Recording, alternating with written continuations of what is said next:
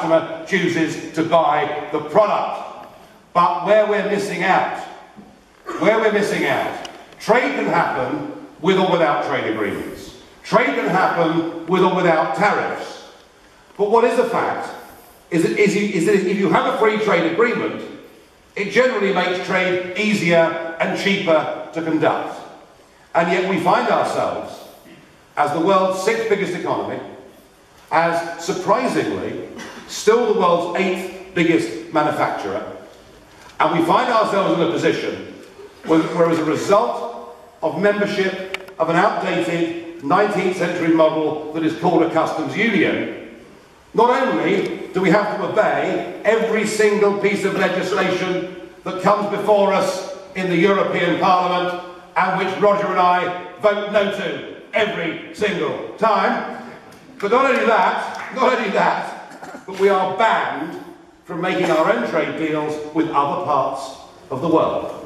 Banned from doing it. And there was a moment in that first debate when Cleggers said, he said, to be able to negotiate trade on the international stage, we have to be part of a big political bloc. You know, and I was there. I turned to Cleggers and looked at him. He, of course, didn't turn and look at me at all at any point in the 2 hours. He was rigid, just terrified. What was wrong with him, you know? And I said, Nick, I said, you simply don't think we're good enough, do you? You don't think we're good enough or capable enough to be able to sort out our own relationships across the rest of the world. And I saw him wince a little bit when I said it, because actually the truth is, ever since Suez, the political class in this country have simply not thought we're good enough to govern ourselves. They've been happy to parcel us up and give away the running of our islands to somebody else. And we are here as UKIP, as a party that is unashamedly patriotic. And that doesn't mean we're against anybody, but it means we're for the people of this country. We believe in ourselves, and we say we are good enough to run our own country.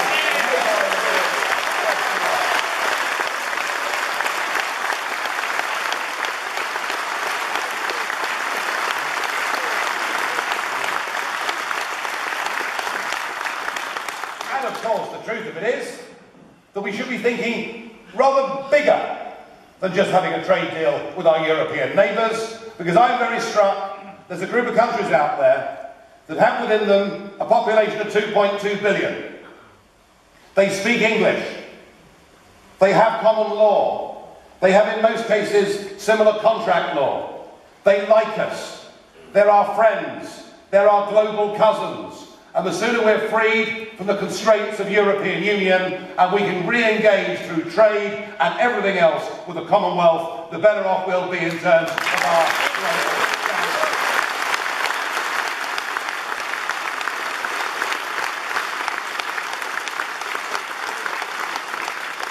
And Roger made the point that it is somewhat cretinous for people to stand outside this hall, having been given their 20 quid in a packed lunch, or however it operates these days. I want to go further, but I mustn't. I really mustn't. But you come and see me in the bar afterwards, I will. But it is cretinous for anybody to say that we're the ones with a racist immigration policy, when what we now actually do is we discriminate heavily against people with trades and skills from India or New Zealand in favour of an open door to Romania or Bulgaria or anybody else, and that is absolutely, totally and utterly mad. The immigration issue is the issue, I think, that has brought home to the British people that when we talk about the European subject, it isn't some arcane, remote debate, you know, that deserves to spend its time at the Oxford or Cambridge Union, that it is something that affects the lives of every single person in this country. I have no doubt that open door immigration has brought benefits to some people in British society. It has brought benefits to big landowners. It has brought benefits to big businesses, because they've been able to employ cheap labour. And actually in many industries, The minimum wage has now become the maximum wage. So if you're a big employer, open door immigration is good, it's kept wages down. If you're rich, open door immigration is terrific. It means cheaper nannies, cheaper chauffeurs, cheaper gardeners. There are large parts now of West and North London that resemble Downton Abbey because domestic staff are back and trendy and in vogue. So if you're rich, it's good too. But if you're one of the many millions of British families who sees the take-home pay where it was or lower than 10 years ago, despite the fact the gas bills got up, if you're one of those families whose youngsters simply can't find a job out there because they're undercut and outpriced and looked over in favour of migrant labour, then it isn't so funny, is it? And if you want to get your children into a primary school and you find there are no places, it isn't so funny, is it? And if you go to accident and emergency in Boston, within the East Midlands, when I was there last year, average waiting times in Boston, 8 hours or 9 hours to be seen, such is the massive influx of the population. And all we're saying is we want to control the quality and quantity of people that come into this country. It is something that is supported by 77% of the British population, according to the recent Social Attitudes Survey, and fascinatingly, it is supported by over 60% of first and second generation migrants in Britain too, who also say we should be controlling who comes to live, work and settle in our country, and we cannot do that as members of the European Union, and that this election in 3 weeks' time gives us the opportunity to give the establishment an absolute kicking of this issue because they've ignored the wishes of the British people. We are a decent nation, we are decent people, we are the most open and tolerant country of any in Europe, but we cannot, for the sake of our communities and our youngsters and our workers and our families and our public services, go on with a total open door to what is now 4,000 people a week coming here from other EU countries. Enough is enough. It's time to take back control.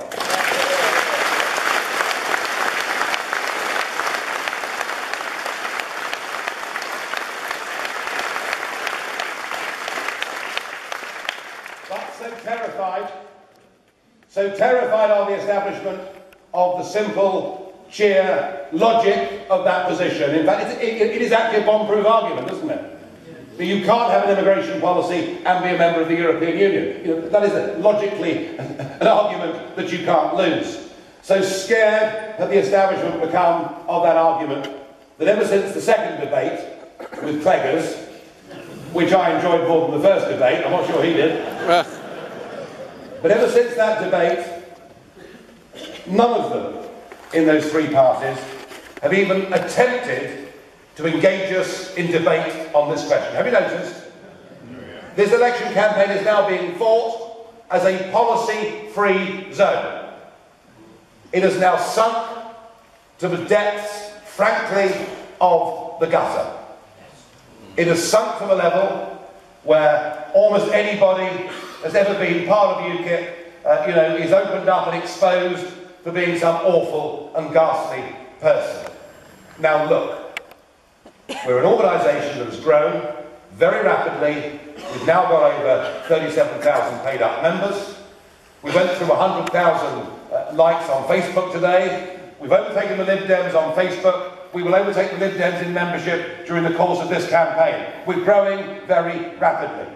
We're fighting more elections than ever. We're ambitious and we want to give the electorate a chance. So we're fighting 2,234 seats in these local elections. And yes, I would love to say to you that all of our procedures and all of our checks and all of our back office were funded to a level where nobody who was a bit nutty would ever get through. But life isn't always like that, particularly in a growing organisation, and we ask those of you that are members to sign up to a declaration when you join, let alone when you become a candidate, to say you've joined a non-racist, non-sectarian party that harbours no discrimination against anybody, but just believes in putting Britain first.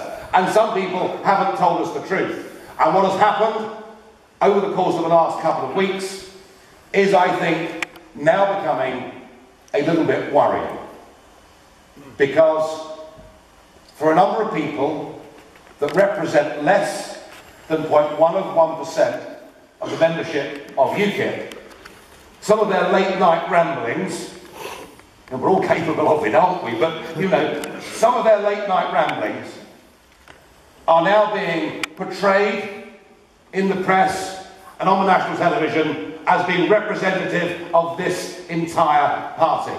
And this is being done without any reference to what has happened in the other parties. You know, I released yesterday a 200-page dossier, 200-page dossier of elected officials from the Conservative, Liberal Democrat and Labour parties who haven't just said bad things on Facebook or Twitter or whatever else it may be, but have been convicted of things since 2010. You know, a Lib Dem councillor in Surrey, in my patch, a few weeks ago, was convicted of racially aggravated assault. Did you hear about that on the news at 10? Did you read that in the Times newspaper? No, the hell you didn't. The Surrey Herald may have covered it, but that was about it. Can you imagine that one of my councillors have been convicted of racially aggravated assault as opposed to a late night stupidity on social media? I'm not a conspiracy theorist, but the establishment have gathered together around a position. They do not want to have a debate with UKIP. They are not prepared to take us on. So rather than go for the ball, they decided to go for the man.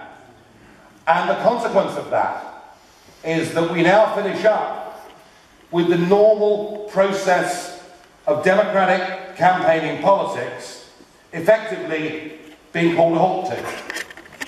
Now, I had to abort the meeting in Swansea yesterday because there was a violent protest group there waiting for me, funded partly by Eric Pickles' Department of the Communities, which is extraordinary, and funded mostly by Unison and Unite. And I've been through this before. You know, I was bashed over the head with a placard back in January, and today in Nottingham, you know, I was hit with an egg. Well, that may not be very serious, but it could have been, couldn't it? And do I go on a walkabout tomorrow? In the next city I visit? Well, if I do, I'm going to be met by violence. Effectively, they've taken me out of the game as far as campaigning around the cities of this country are concerned.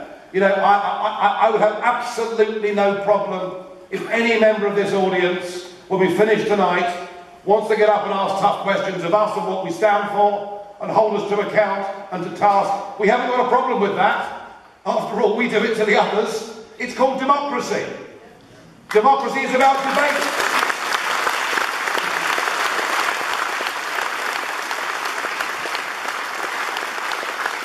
It's about debate.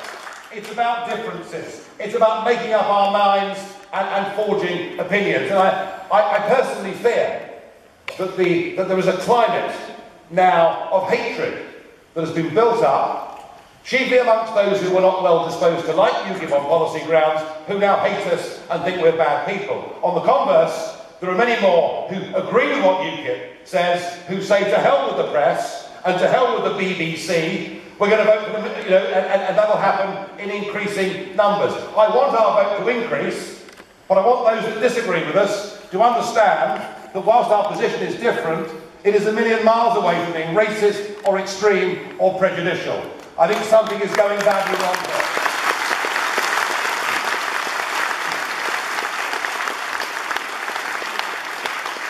Anyway, they may stop me now for the next 3 weeks walking around various street centres, but they won't stop me addressing public meetings, and they won't stop me going on the MAR programme next Sunday morning, and they won't stop me doing question time next week, and they won't stop me being a bloody nuisance. Don't worry about that.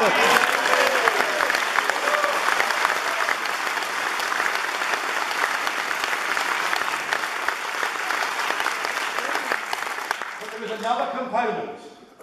There is another very interesting component that comes into play over the course of the next 3 weeks across the entire United Kingdom. And bear in mind that we're standing in England, Scotland, Wales, and for the first time UKIP is standing in Northern Ireland too, to show that we are truly a national party, and I'm proud that we're doing that.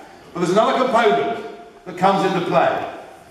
It'll come into play across the country. It'll also come into play in the Newark by-election. And it's this. However important social media has become, and however much since Blair and Mandelson, at least you're awake still, I mean, and however much Blair and Mandelson and Campbell tried to reduce politics in Britain to simple sound bites on the telly that lasted 7 or 8 seconds and nothing else, however much dumbing down has gone on in British politics, there is one component of British politics that still wins votes and still wins elections, and it's called political activism. And it's about human beings. It's about human beings that knock on your door. It's about human beings that put a leaflet through your door that's actually worth reading. It's about human beings that talk to you in your bridge club, or Women's Institute, or Bowls Club, or Derby and Joan Club, or wherever it is you go. The human element, the campaigning human element of politics is something that is vital. And during the 1990s and early 2000s, when Labour and the Conservatives had rapidly declining membership,